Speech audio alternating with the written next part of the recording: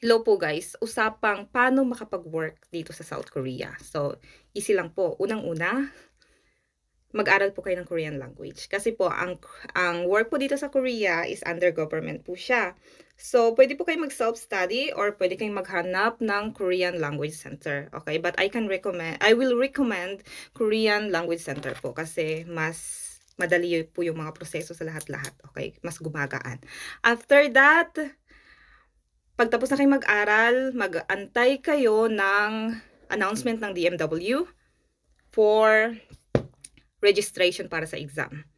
And then, kapag nakapag-register na kayo para sa exam, mag-antay ulit kayo ng announcement nila kung kailan po yung exam date nyo po, kung anong batch po kayo. Kasi merong batch 1, batch 2, batch 3. Okay, tapos ipasa nyo po yun. Okay, madaming bumabagsak so far.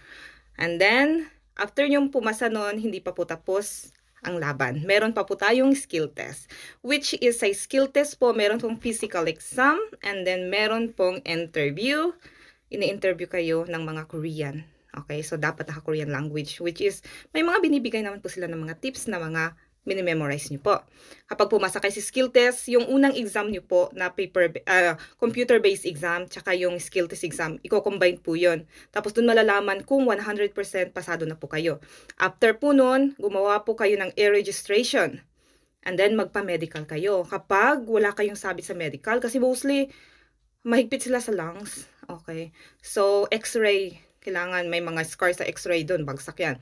So, kapag wala kayong sabit, gumawa kayo ng roster account. No? Something ganyan. Yun ata yung tawag doon. And then, ipasa nyo po yung medical nyo po. And then, passport. Ilagay nyo lahat ng information.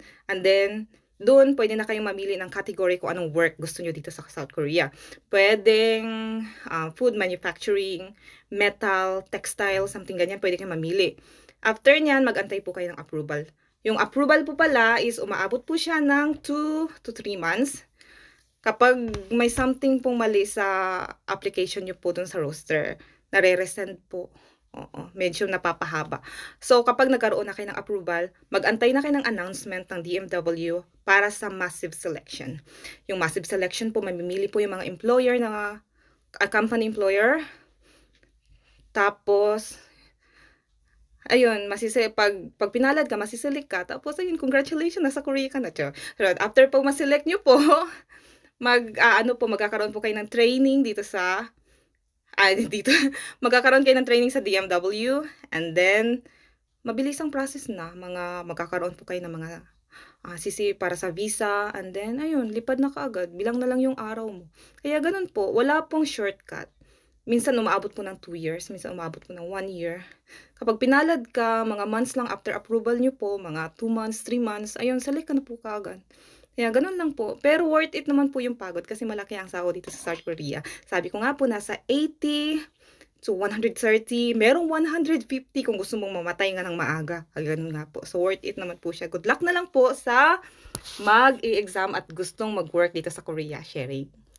Babush!